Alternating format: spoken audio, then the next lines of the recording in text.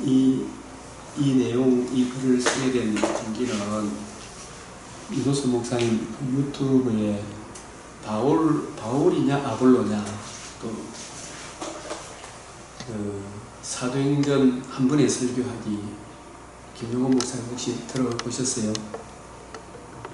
좀 듣다 말았지 뭐 들어도 또 잊어버리지 못해. 네, 사도행전 한 번에 설교하기 거기에 어떤 분이 유 목사님에 대해서 이렇게 좀 반박하는 그런 글을 올리더라고요.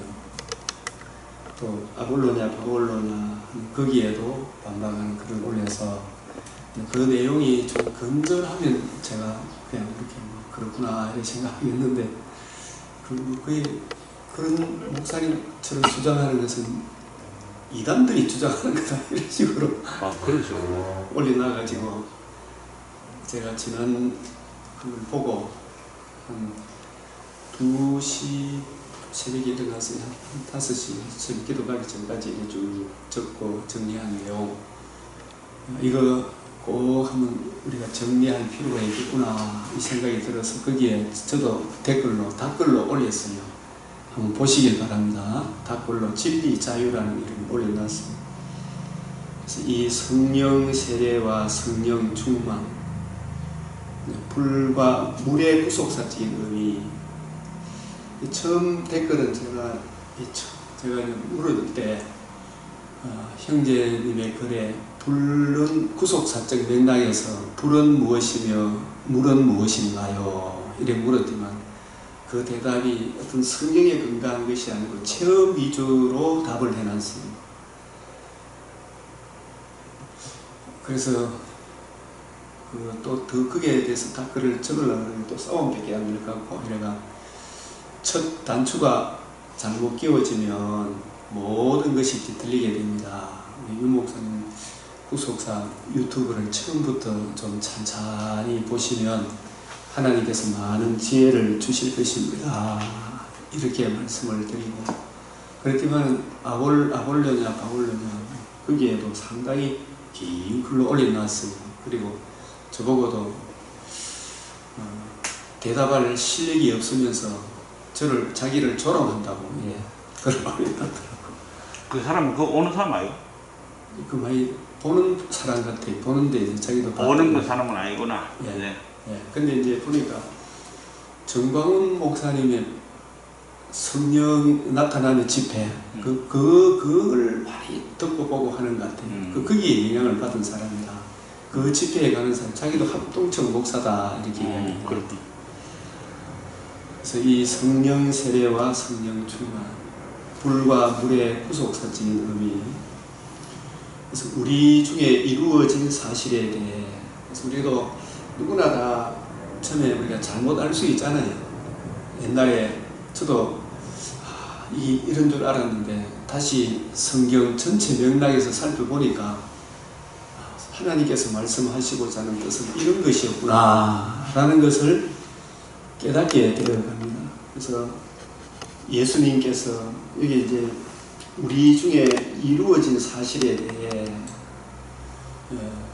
엠마오로 가는 두 제자 중 한 사람인 글로바 또 한 사람 저자 누가의 자기 이름을 밝히지 않았기 때문에 학자들은 누가로 보죠. 그래서 그 예수님의 가르침을 받고 반드시 되리라 말한 것이 이것이라 한 누가복음 24장 25절에서 27절 44절에서 47절에 예수님의 죽으심과 부활로 이루어진 구약 성경에서 이루어져야 하리란 말이 이것이라 그 누가도 글로바도 예수님이 성경을 풀어주실 때에 마음이 뜨겁지 않더냐 그 뜨거워진 그 진리를 집에 와서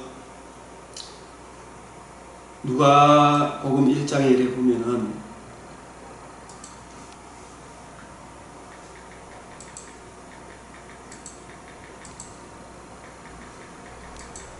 우리 중에 이루어진 사실에 대하여 처음부터 목격자와 말씀에 일꾼된 자들이 전하여 준 그대로 내력을 저술하려고 붓을 든 사람이 많은지라 이 이루어진 사실에 대하여 이것이 다 이루었다 하신 복음이잖아요. 반드시 되리라 말한 것이 이것이라. 이 이루어진 사실을 예수님께서 24장 25절에서 27절에 보면 미련하고 선지자들이 말한 모든 것을 마음에 들이 믿는 자들이여 그리스도가 이런 고난을 받고 자기의 영광에 들어가야 할 것이 아니냐 하시고 이에 모세와 모든 선지자의 글로 시작하여 모든 성경에 쓴 바 자기에 관한 것을 자세히 설명하시니라. 이게 자세히 설명하신 이 내용을 성경, 구약 성경을 가지고 그들이 서로 말하되 길에서 우리에게 말씀하시고 우리에게 성경을 풀어주실 때에 풀어주실 때 우리 중에 이루어진 사실 이루어져야 하리란 말 이것 또 44절에서도 이렇게 보면은 내가 너희와 함께 있을 때 너희에게 말한 바 모세의 율법과 선지자의 글과 시편에 나를 가리켜 기록된 모든 것이 이루어져야 하리라 한 말이 이것이라. 이것이 우리가 서신서의 설명을 빌리자면 고린도전서 3장 25절 26절 로마서 4장 25절 고린도전서 15장 3절 4절 그리스도 예수께서 성경대로 우리 죄를 위하여 죽으시고 장사 지는 바 되었다가 성경대로 사흘 만에 다시 살아나신 이후에 주님께서 이루어져야 하리란 말이 이것이야. 그것을 로마서에서 늘 복음, 서신서에서 복음에는 하나님의 의가 나타나서 모든 믿는 자에게 구원을 주시는 하나님의 능력이 됨이라. 이것이라 하시고 그리고 그들의 마음을 열어 성경을 깨닫게 하시고 보십시오.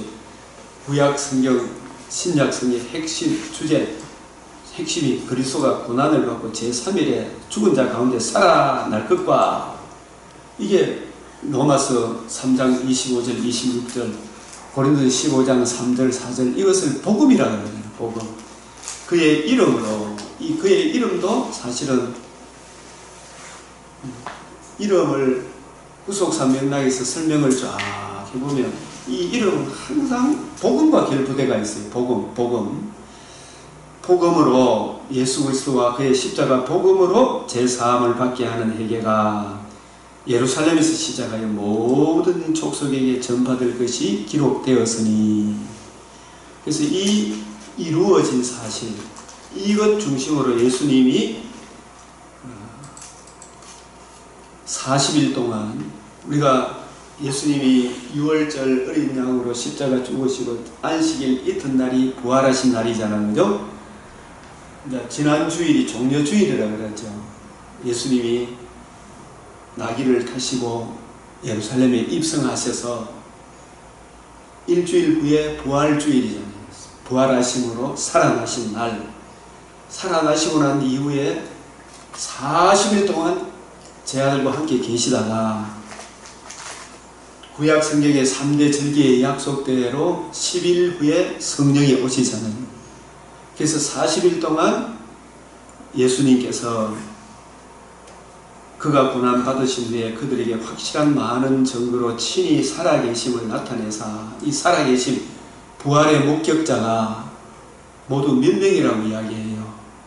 고린도전서 15장에서 500의 형제에게 보이셨다. 이전은 이 오순절 성령이 임한 사람들의 숫자가 많게 부활의 목격자 된 그래서 예수님이 부활하셔서 이분들에게 40일 동안 그들에게 보이시며 그냥 나타났다가 이렇게 간 것이 아니고 엠마오로 가는 두 제자에게 구약 성경을 가지고 뜻을 풀어주듯이 40일 동안 많게는 500여 형제들에게 구약 성경에서 반드시 되리라 말하는 것이 이것이라 하신 성경을 가지고 뜻을 풀어 복음을 전해준 거예요. 그 복음으로 이루어지는 하나님 나라의 일을 말씀하시니라.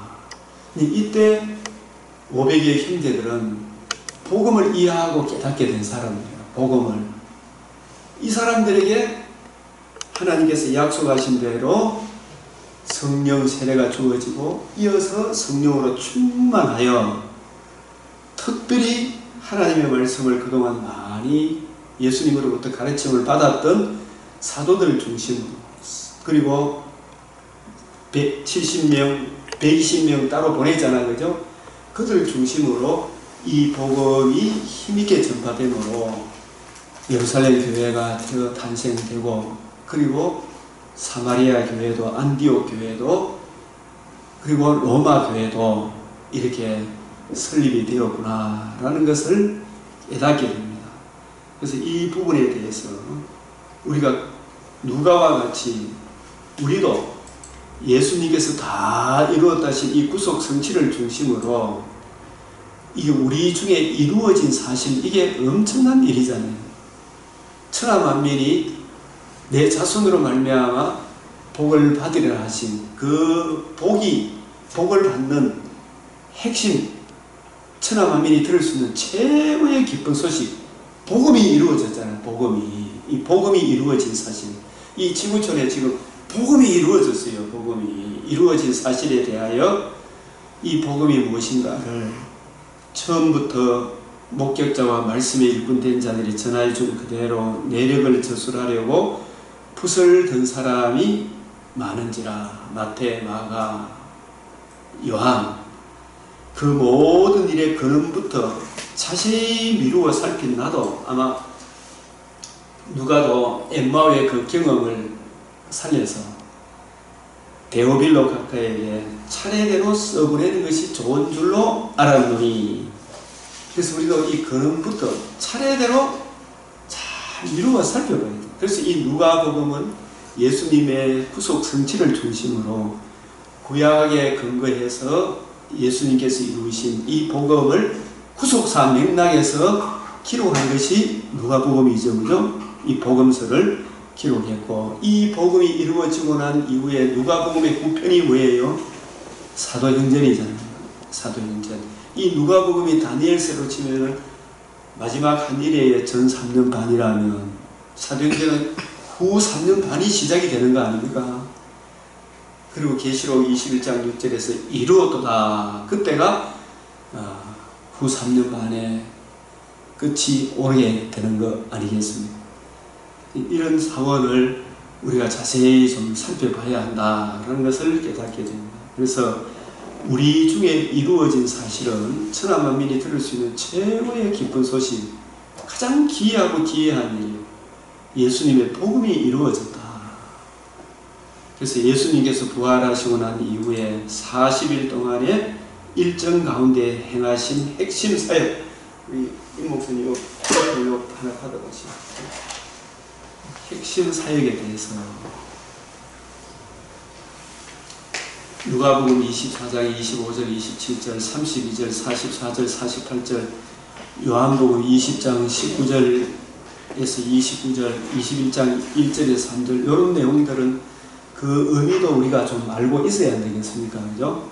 그리고 예수님께서 강조하신 구약 성경이 강조하는 자기에 관한 것, 이루어져야 하리라 한 말이 이것이라 하신 이것이 무엇인지, 제가 방금 말씀드린 가장 기이하고 기이한 일, 이 지구촌에 행해주신 하나님의 가장 착한 일, 최고의 선한 일, 복음이 이루어진 거죠. 그죠? 복음이 이루어진 거예요. 이보다 더 큰 지구촌에 주신 선물이 없어요. 타락한 인류에게 주신 최고의 선물이 복음이 이루어졌다는 거죠. 복음이 이루어졌다는 거죠. 우리 중에 이루어진 사실의 핵심은 바로 복음이 이루어졌는데, 이 복음을 기록한 것이 구약이고, 그 복음이 전파되어지고 복음으로 주어질 영광이 어떠함을 기록한 것이 또 신약 성경이잖아요. 사도 바울은 예수님께 배운 그대로 성경을 가지고 뜻을 풀어 예수의 죽으심과 부활을 이루신 이 복음에 대하여 풀어줄 때에 그 복음을 듣고 예수님을 구주로 영접한 사람들이 의롭다함을 얻어 그 안에 성령이 인쳐주심으로 성령 세례를 받게 되는 것이고, 그분들 안에 있는 성령의 은혜를 힘입어 말씀을 부지런히 연구하게 되면 진리의 말씀이 확실히 이해되어지고 깨달아져서 성령의 충만함의 삶을 살게 된다. 이런 내용. 그래서 바울도 사도행전 26장 22절 23절 반드시 되리라 말한 것밖에 없다.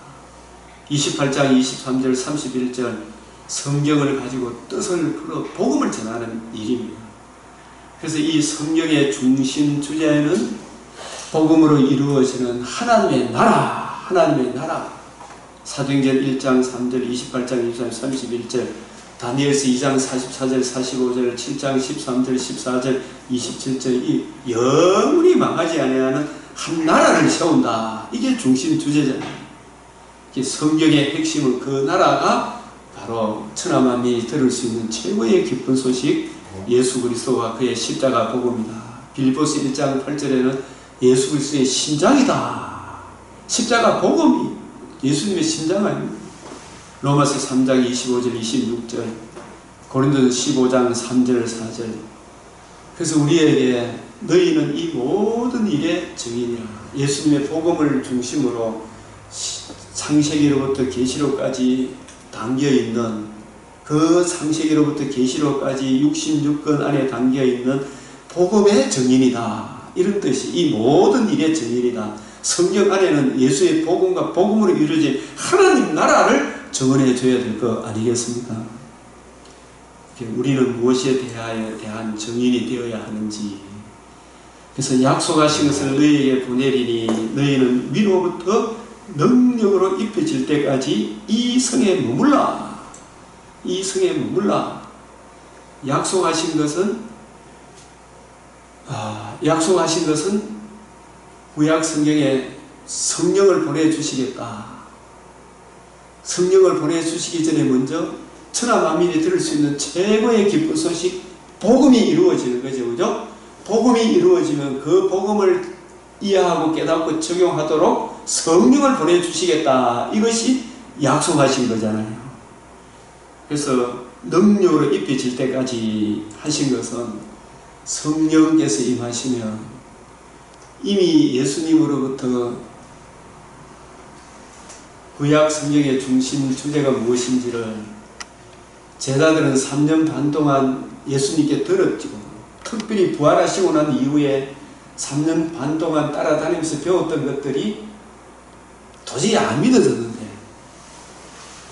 40일 후에 40일 동안 배우고 하고 나니까 3년 반 동안 배웠던 것이 새롭게 이해되어질 거 아니겠습니까? 그리고 성령께서 임하시니까 그 배운 것을 중심으로 3년 반 동안 배웠던 그 중심으로 이제 구약 성경이 이해되어지고 깨달아지는 은혜가 나타나겠죠. 그죠? 그게 바로 능력으로 입혀지는, 이 능력이라는 것은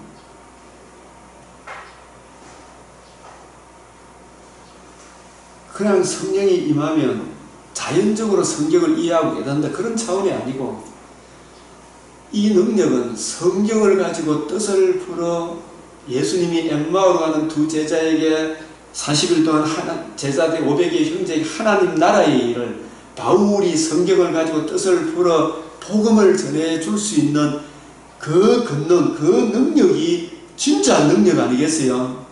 그 능력도 안 되는 사람들이 소경이 소경을 인도하면 둘 다 구덩이에 빠지지 않겠습니까? 그 능력으로 입혀질 때까지 예수 그리스도의 복음 중심으로 구약 성경을 풀어줄 수 있는 실력이 능력 아니겠어요? 이 능력은 그게 성령의 충만함입니다. 이 충만함의 능력은 정도에 따라서 차이가 있는 겁니다. 성령 세례는 통일하게 받지만 능력은 그 깊이와 높이와 넓이와 길이는 차이가 있다니까요. 에스겔서에 보면은 성전 문지방에 물이 흘러나오는데 그 물이 예수 그리스도의 복음에 나타난 생수잖아요. 생수. 이 생수가 발목, 무릎, 허리, 헤엄칠만한, 능히 헤엄칠만한 깊도다. 하나님의 지혜와 지식에 풍성하게 그 깊이, 높이, 넓이까지 그런 정도의 차이는 있다는 사실을 알아야 됩니다. 성령 다 성령으로 함께 계시지만 그 복음의 깊이, 높이, 넓이, 길이를 아는 정도의 차이는 점점 자라나는 것이지 성령이 그냥 임하면 다 깨닫게 된다. 이거는 하나님은 만원히 여기는 거예요. 하나님께서는 심지 않는 데서 거두지 않게 안 하더라고요. 물론 하나님의 전적인 은혜지만 우리로 하여금 성경을 이해하고 깨닫는데도 이마에 땀 흘리게 하죠. 그냥 깨닫게 하는 게 아니니까요. 근데 그냥 막 깨달았다 그런 그 사람들은 전부 다 사입이다 이래 보면 대충 맞을 거예요.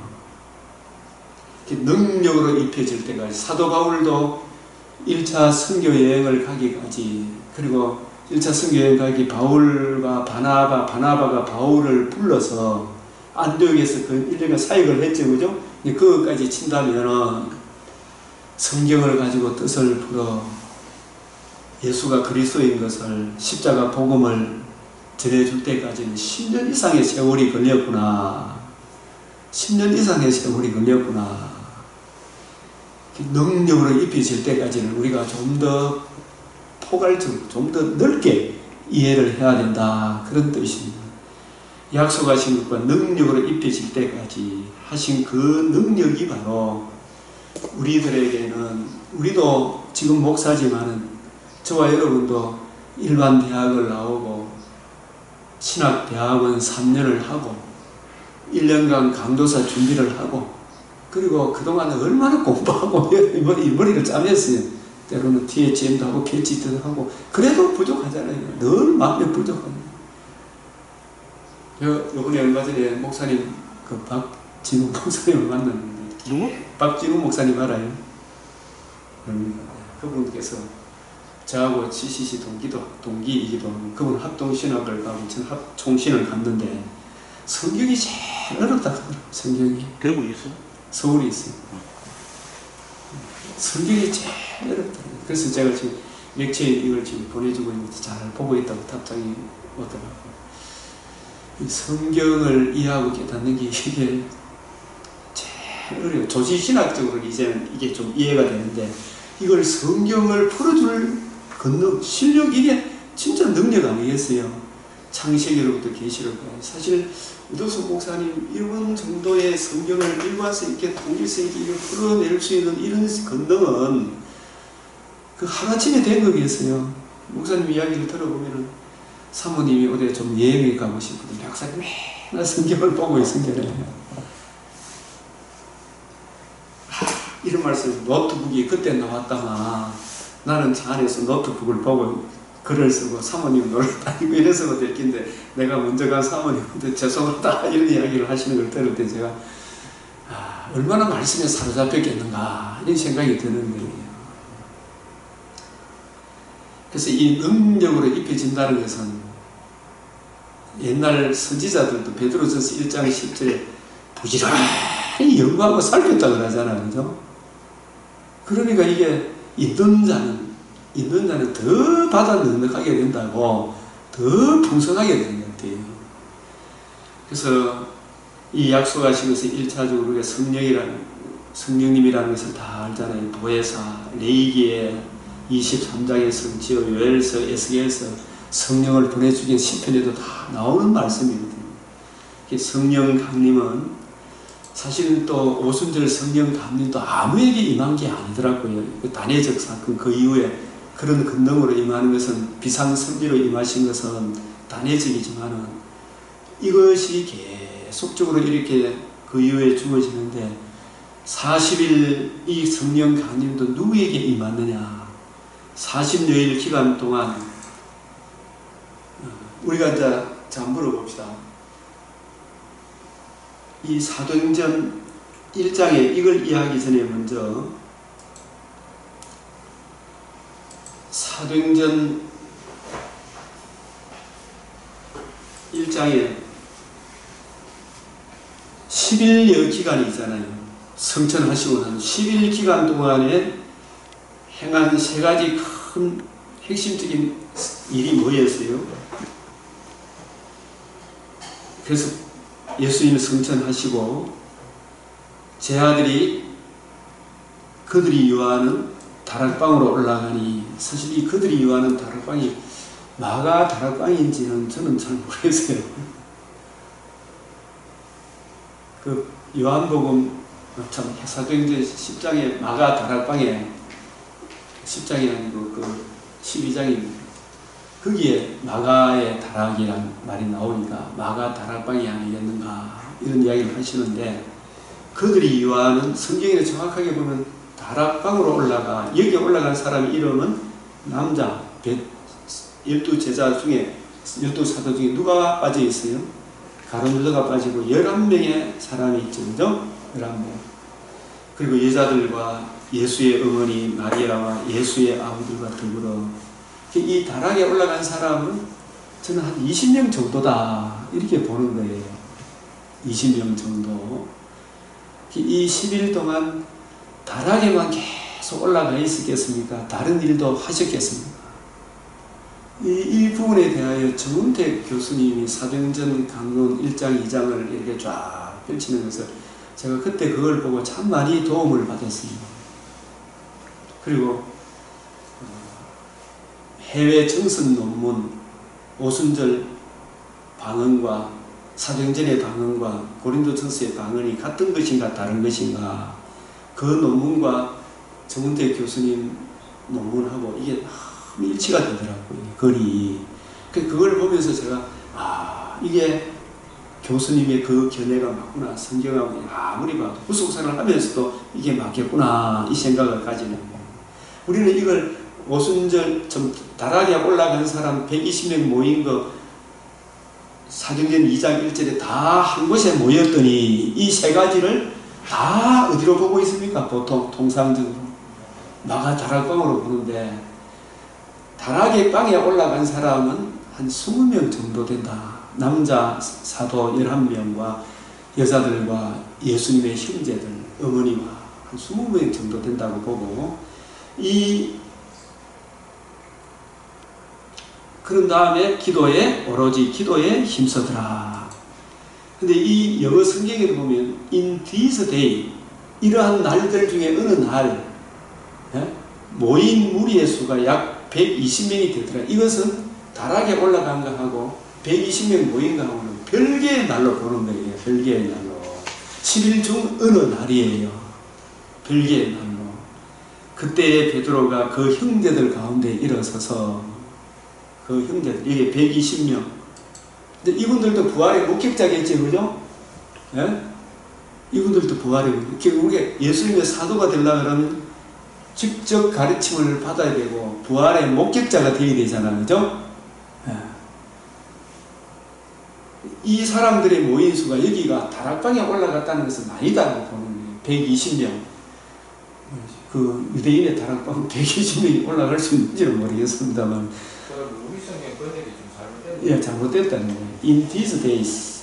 그래, 이게 저 신기해서 거기서 그래 나오는 거. 예, 이러한 날도 중에 어느 날이에요.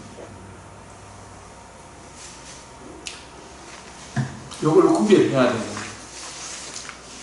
그래서 베드로 사도께서 형제들아, 성령이 다윗의 입을 통하여 예수 잡는 들의 길잡이가 된 유다를 가리켜 미리 말씀한 성경이 응하였으니, 이게 어느 성경 응한 것입니까? 이게 그대로 이게 세 번째 시편 60 다윗의 입을 빌어, 시편 69편이죠. 69편 25절, 시편 109편 8절 이 말씀을 인용하면서 다윗의 입을 통하여 예수 잡는 자들이 길잡이게 된 유다를 가리켜 미리 말씀하신 성경이 응하였도다. 이런 내용까지 성경대로 이루어진 거잖아요, 그죠? 이 사람은 본래 우리 수 가운데 참여해 이 직무의 한 부분을 맡았던 자라. 이 사람이 불의의 밭을 사고 그 후에 몸이 곤두박질하여 배가 터져 어떻게 됐다고요? 창자가 다 흘러나오죠. 저는 이런 것을 보면서 우리가 아기가 태어나면은 반드시 태어났다고 좋아할 만한 것입니까? 반드시 뭘 해내겠습니까? 정결 규례를 행하라 그랬잖아요, 그죠? 그래서 그것은 뭐냐 하면 아기가 태어나도 마냥 기뻐하고 좋아할 문제가 아니고, 만약에 이 아기가 그의 일생 가운데 예수 그리스도와 그의 복음으로 정결함을 얻지 못하면 가룟유다 신세가 되는 거 아닙니까? 가룟유다, 예수님을 떠난 가룟유다를 보고 차라리 태어나지 말았으면 좋았을 뻔했다. 그래서 그 결국이 육신의 장막집이 무너진 그 사람이 다시는 회복될 수 없는 꺼지지 않는 지옥불에 들어갔음을 보여주면서 거기에 대한 예표로 배가 터져 창자가 다 흘러나온, 이보다 더 비참한 것이 어딨나 이 말이에요. 그리고 육신의 장막증 흙으로 돌아가고 그 영혼은 꺼지지 않는 지옥불에, 와, 이보다 더 무서운 것이 없기 때문에 우리가 어린아이가 태어났다고 해서 마냥 좋아할 것이 아니에요. 진짜 천국에 가는 사람, 예수의 복음을 듣고 거듭난 우리들이 주님의 형제요, 주님의 자녀다. 하늘나라에는 남자, 여자, 네 형제, 내 형제, 네 자식, 내 자식 기억 없다고 그랬잖아요. 이 일에 예루살렘에 사는 모든 사람을 알리자.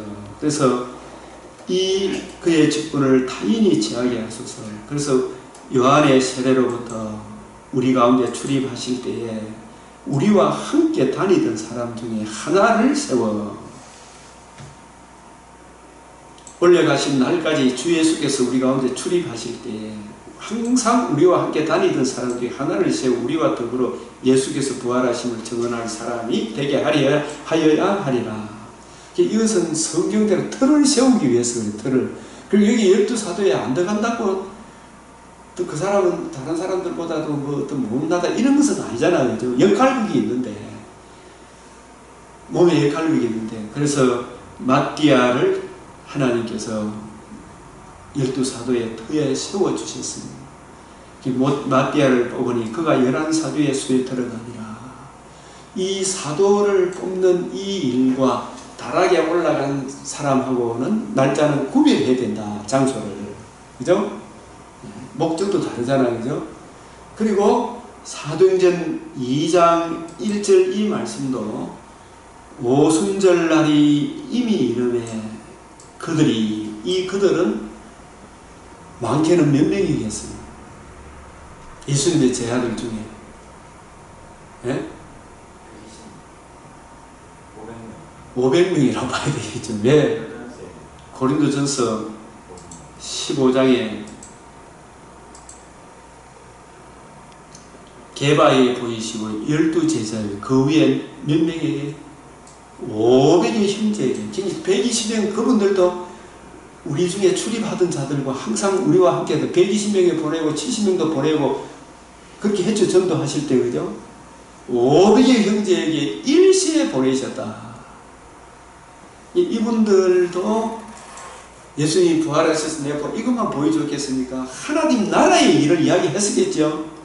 이분들도 예수가 누구신지 부활하시고 난 이후에 분명히 알았겠죠.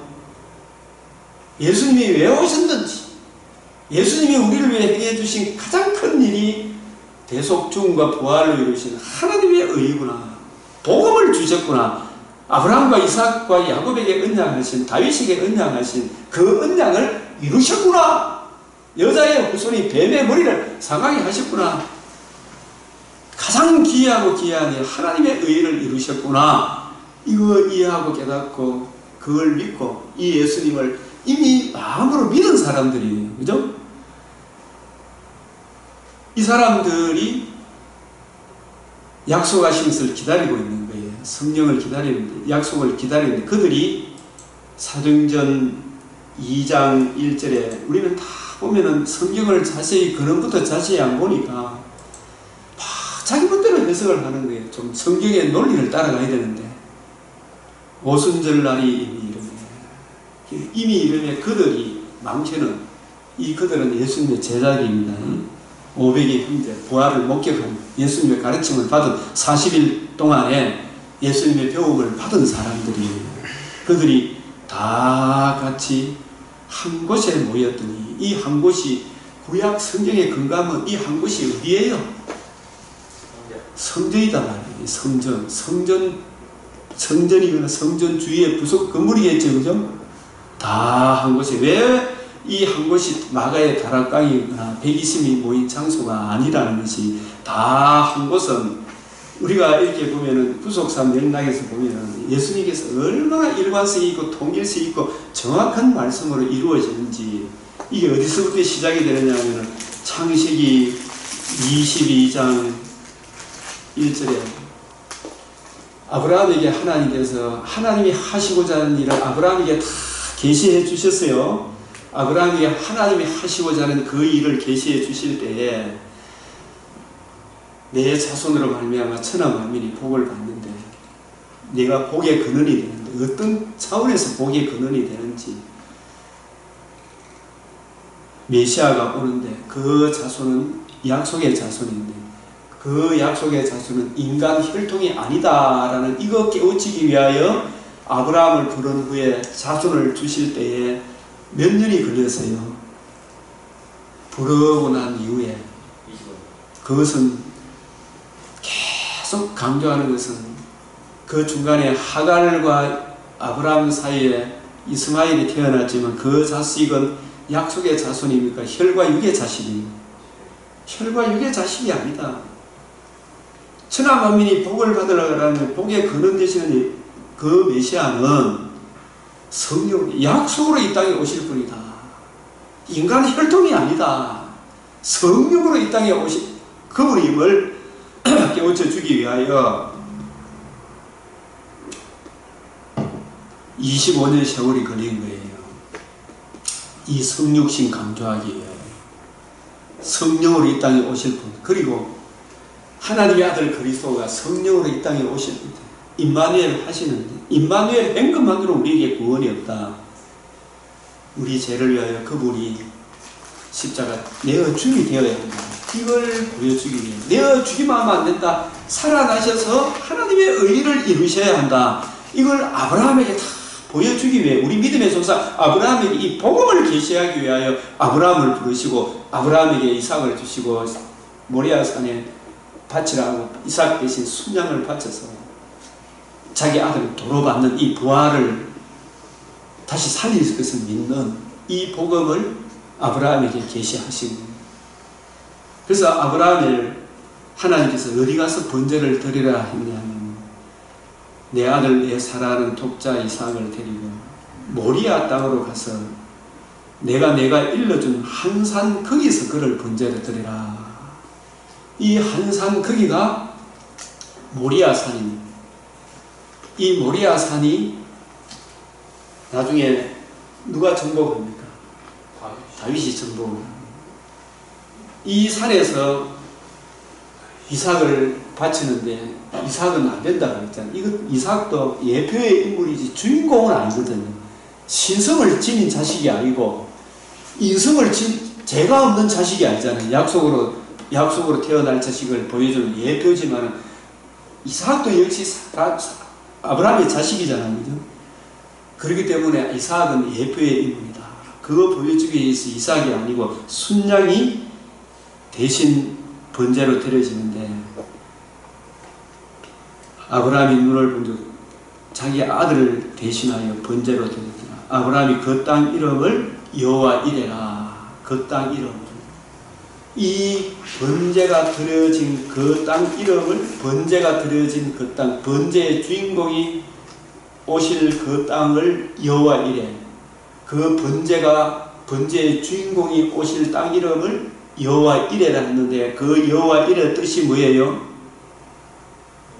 여호와의 산에서 준비되리라. 이 여호와의 산이 모리아 산인데 나중에 아라우나 타작 마당이 되고 성전이 세워지는 산이 되고 다윗이 정복한 산이 되고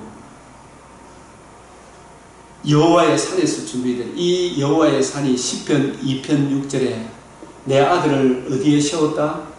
시온산에 세웠다. 구원자가 어디서부터 온다? 시온에서 오신다. 시온에 오신 예수님, 시온에 입성하셔서 십자가 죽으시고 갈보리 십자가 겟세마네 동산에 기도하시고 십자가 죽으시고 부활하심으로 이루어진 예수 그리스도를 보여주기 위하여, 그래서 예수님이 오시기까지의 오실 메시아를 기다리도록 예배를 드릴 때 특별히 늘 상변제, 예루살렘의 성전에서는 상번제를 드리지만은 디아스포라 유대인 각양각색의 사람들이 다 흩어져 있더라도 유대인이든 유대교를 입교한 이방인이든 반드시 3대 절기는 어디 가서 드리라 그랬어요? 그 이름을 두시려고 택하신 곳, 그 이름을 두시려고 택하신 그 이름은 바로 내 죄와 허물을 위하여 피 흘리시고 그 죄를 속죄하실 유월절 어린 양의 주인공 하나님의 아들 그리스도 예수의 복음을 계시할 그 언약궤. 여러분, 이 성전의 지성소가 핵심 장소잖아요. 지성소에 뭐가 있어요? 언약궤가 있거든. 이 언약궤를 구약 시대에 만군의 여호와 이름으로 불리는 하나님의 궤예요. 이게 언약궤의 이름을 잘 이걸 이해를 하면 그 이름을 두시려고 택하신 곳이라 하는 이걸 이해하고 깨닫게 됩니다. 사무엘하 6장 2절 다윗이 일어나 자기와 함께 있는 모든 사람과 더불어 바알 내 유다로 가서 거기서 하나님의 궤를 메어 오려 하니 그 궤는 그룹들 사이에 자정하신 뭐로 불린다? 만군의 여호와 이름으로 불리는 것이다. 이 언약궤가 유월절 어린 양인데 이 어린 양을 계시하기 위하여 언약궤로 계시하셨죠. 출애굽기 25장 22절 왜 만군의 여호와 이름으로 불리느냐 하면 뱀의 머리를 상하게 하실 십자가로 승리하실 예수 그리스도를 보여주기 때문에 만군 그게 용어잖아요. 언약궤가 예수 그리스도를 예표하는 이름이다. 이름. 네. 왜 그래요? 이게 만군의 여호와 이름이라고 그랬죠, 그죠? 자, 여기 보면 그런 걸 자꾸 물어야 돼요. 물어보십시오. 출애굽기 24장 12절에 여호와께서 모세에게 가르치도록 너는 산에 올라 시내산에 올라 내게로 와서 거기서 내가 그들을 가르치도록 내가 율법과 계명을 친히 기록한 돌판을 내게 주리라. 그들을 가르치도록. 이 사람들은 애굽에 나올 때 율법을 지켜서 나왔습니까? 유월절 어린 양의 희생으로 나왔습니다. 유월절 어린 양이 만군의 여호와 이름하고 같은 거예요. 네? 네 이름이 뭐냐? 하나님의 이름, 하나님 스스로 계신 자다. 이게 나중에 보면 조금 넘어가도록 나중에 이야기하도록 그들을 가르치도록 유월절 어린 양으로 나와서 시내산에서 율법을 받아서 이스라엘과 하나님 사이에 언약을 맺죠. 이게 첫 언약이거든요. 너희가 이걸 지키겠느냐 물었을 때 이스라엘 백성이 뭐라고 대답했습니까? 지키겠습니다. 그것으로 끝인데 하나님께서 이 백성을 가르치기 위하여 내가 율법과 계명을 친히 기록한 돌판을 준다. 뭘 가르쳤냐 하면 너희가 구원 이전에도 유월절 어린 양의 보혈의 피로 구원을 받았고 구원 그 이후에도 율법을 지켜서 구원을 얻습니까? 율법을 통해서 날마다 자기 죄를 깨닫고 이 죄를 대속하신 하나님의 은혜를 의뢰해서 십자가 복음을 의뢰해서 구원을 이루어가는 겁니까?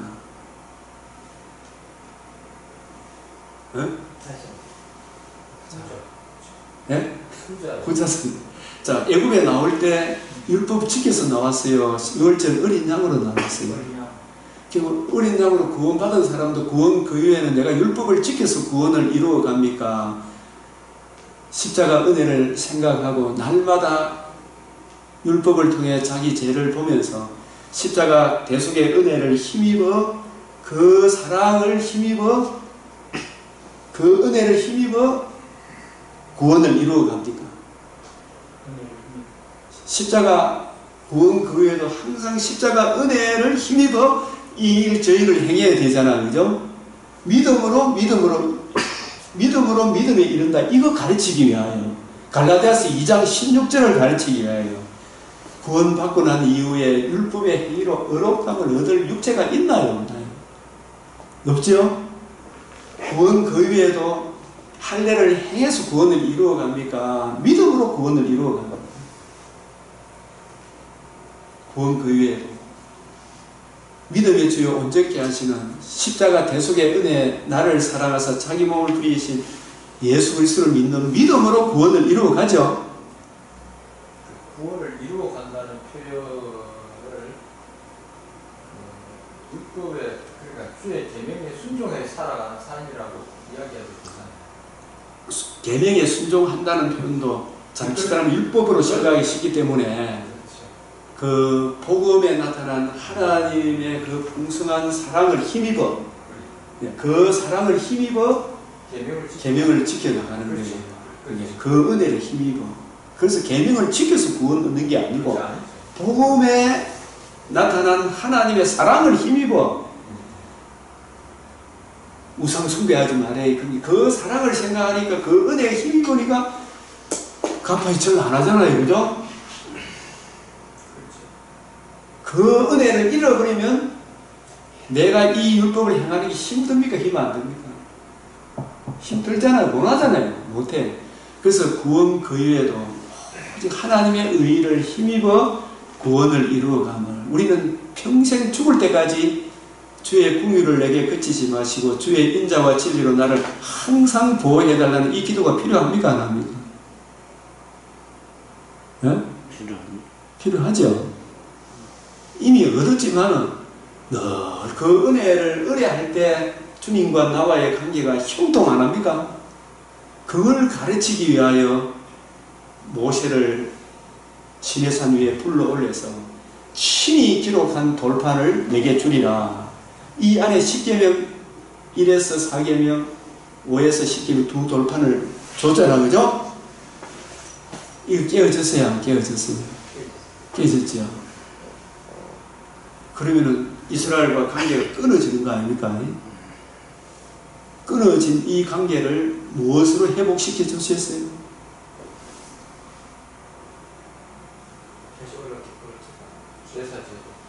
이 성막제도. 그래서 시내산 위에 올라가서 모세에게 하나님께서 성막과 안식일과 두 돌판 주셨어요. 3대 절기와. 이 말들의 뜻대로 모세와 이스라엘 사이에 다시 언약을 맺잖아. 그죠? 이 언약으로 하나님과 이스라엘 사이에 이게 진짜 모세 언약이에요. 출애굽기 34장 27절 전에도 이야기했잖아요. 그죠? 구원 그 이외에도 구원 이전에도 오직 복음에 나타난 하나님의 의를 믿음으로 구원을 이루어간다.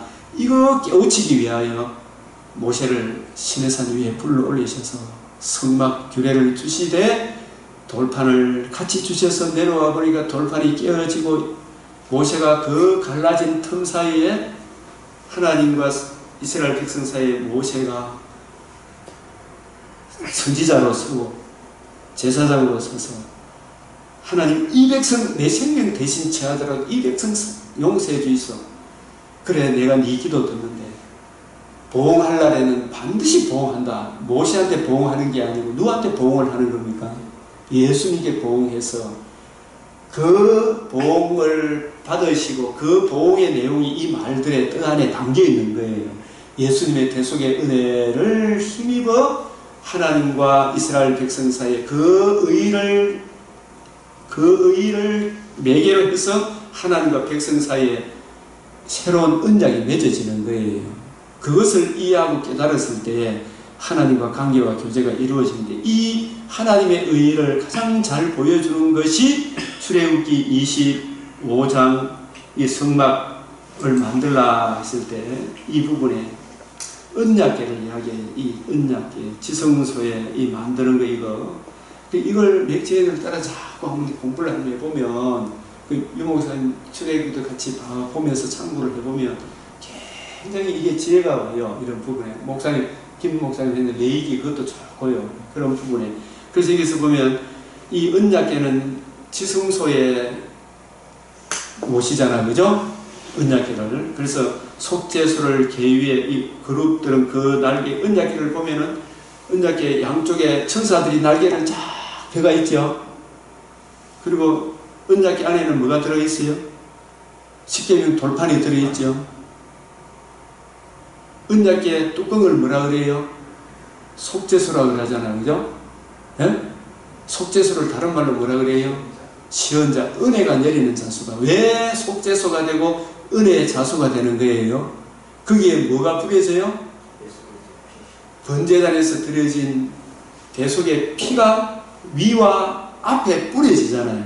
피가 뿌려진 그곳에서 내가 너와 만나고 대제사장 1년 1차씩 대제사장이 백성들의 대를 다 짊어지고 레위기 17장 16장에 대속죄일 나오잖아. 그죠? 그 대제사장이 이 피를 가지고 백성들의 죄를 다 구하고 피를 가지고 백성을 대표해서 나아갈 때 피가 언약궤 위와 앞에 뿌릴 때 피가 뿌려진 그곳에서 이 대제사장을 만나주는 것은 우리도 이 피 안에서 만나준다는 거 아닙니까? 우리의 대표자이기 때문에.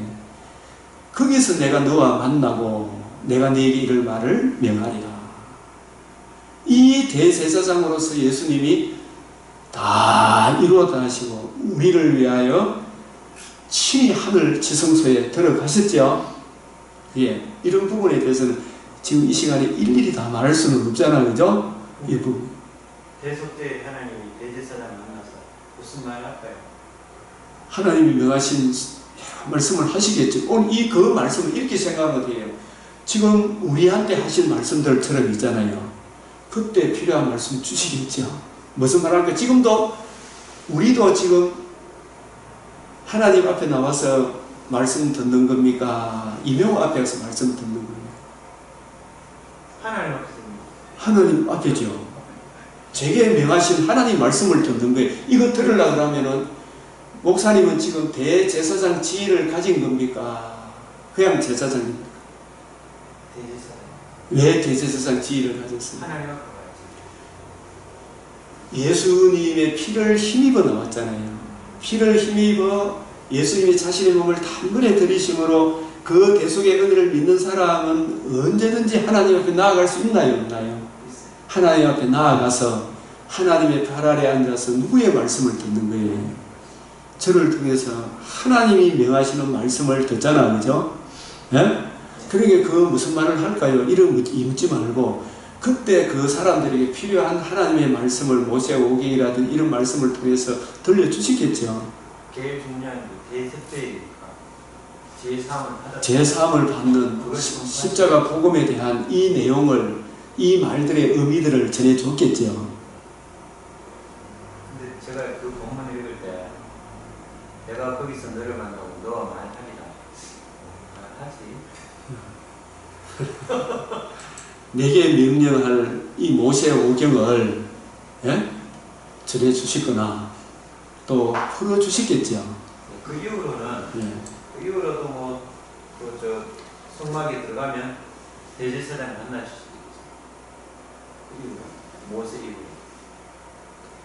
모세 이후로 성막에 들어가면 누구를 만난다고? 대속죄의 대제사장이 백성들의 죄를 가서 이어가서 하나님 봤을 때 그렇게 했겠죠. 그럼 하나님께서 또 말씀하시겠죠. 대속죄이니까 그 제사를 받고 내가 너희 죄를 사하노라. 죄를 사하노라. 그래서 여기서 만나 주신다는 이야기죠. 이 만남의 장소. 죄를 사하는 즉시 무슨 일이 벌어지느냐면 영생이죠. 생명. 죄가 죽음을 가져왔기 때문에 죄 사함을 받은 영생입니다. 이미 생명을 얻었지만 자본죄잖아요. 자본죄. 그거에 대해서 다시 사하고 또 관계와 교제가 회복이 되는 이게 이제 교제가 회복이 되겠죠. 그게 영생이잖아요. 이미 영생을 얻은 사람이 하나님과의 잘못한 교제이잖아요. 그것이 사해지고 풍성한 교제가 이루어진다. 이렇게 봐야 되겠죠. 그게 이제 요한복음 17장 2절에 나와요. 대제사장 기도에서 영생은 이렇게 해가지고 그 말씀이죠. 예, 영생은 참 하나님과 그의 보내신 자 예수 그리스도를 아는 것이다. 그래서 이 십자가 구속의 은혜를 이해하고 깨닫게 될 때 하나님과 관계와 교제가 살아있는 걸 영생이라 그래요. 이게 살아있는 거. 예. 그 전체의 의미가 6월절 어린 양 속에 다 포함이 되어 있는 거예요. 이걸 계속 잊어버리지 않도록 반복해서 교육시켜 주는 거예요. 6월절 어린 양으로 구원받은 그 백성들에게 그 어린 양의 의미가 예. 무엇인가 하는 것을 펼쳐 보여요. 펼쳐 보이고 계속 그 은혜 안에 자기를 부인하고 자기 십자가 지고 너희들은 육을 가지고 있는 동안 계속 하늘의 은혜를 힘입어 살아가야 한다. 그 사랑을 힘입어 이 일 저 일을 해야 한다라는 것을 가르쳐 주는 거예요. 그래서 여기서 핵심은 있잖아요. 아까 그 이름을 물었잖아요. 그죠? 왜 만군의 여호와 이름이냐 하냐면 거기서 내가 너와 만나고 속죄소 곧 정극의 위에 있는 두 그룹 사이에 내가 이스라엘 자손을 위하여 거기서 내가 만난다 그랬잖아요. 이 언약궤는 만군의 여호와 이름으로 불리는 것이라고 했잖아요. 그래서 이 언약궤는 바로 언약궤 안에 아론의 쌍난 지팡이 만나 깨어진 돌판 대신 들어간 십계명 돌판이 들어가죠. 그죠? 이 돌판 율법의 행위로는 우리가 의롭다함을 얻을 육체가 있다 없다? 근데 그 율법의 저주를 누가 담당하셨어요? 언약궤 위에 뿌려지는 세상죄를 지고 하실 하나님의 어린 양 보혈의 피가 뿌려진 그곳에서 내가 만난다 했으니까 이 언약궤는 예수 그리스도의 이름. 그래서 예수님이 예루살렘 성전에 입성하실 때에 백성들이 뭐라고 찬송했습니까? 호산나. 그 다음에 주의 이름으로 오시는 이여. 이 언약궤가 예루살렘 성에 입성할 때에 만군의 여호와 이름으로 불리우는 언약궤가 예루살렘 어디에 입성해요? 성전에. 성전 지성소에 솔로몬이 성전을 짓고 지성소에 언약궤를 안치하는 거죠. 그죠? 그때 하나님의 영광이 쫙 임자는 이것의 성취가 종려 주일날 주의 이름으로 예수님이 예루살렘에 입성하셔서 6월절 어린 양으로 돌아가시고 안식이 있던 날 부활하심으로 다 이루었다가 이루어지는 거죠. 그죠? 그게 이제 지성소, 성소 가로막고 있던 예수님 십자가 돌아가신 날 성소의 비장이 위로부터 아래로 쫙 찢어지고 비장은 예수님의 육체라고 그랬잖아요. 자신의 몸을 단번에 들이심으로 영원한 속죄가 이루어지고 사흘 만에 부활하심으로 하나님의 의가 이루어진 거예요. 그죠? 이 의를 믿음으로 이제는 우리가 지성소에 갑니까? 시시로 하나님과 만나게 됩니다. 하나님 안에 있는 거고 하나님과 이 은혜 안에서 날마다 교제를 누리는 거예요. 날마다 주님과의 통치 속에 사는 거잖아요. 그죠? 지금. 그래서 예수님은 우리를 위하여 앞서 하늘나라 들어가셨다. 이걸 이제 구체적으로 이걸 더 설명할 거예요. 지금 이 부분이 이렇게 이루어지는 거예요.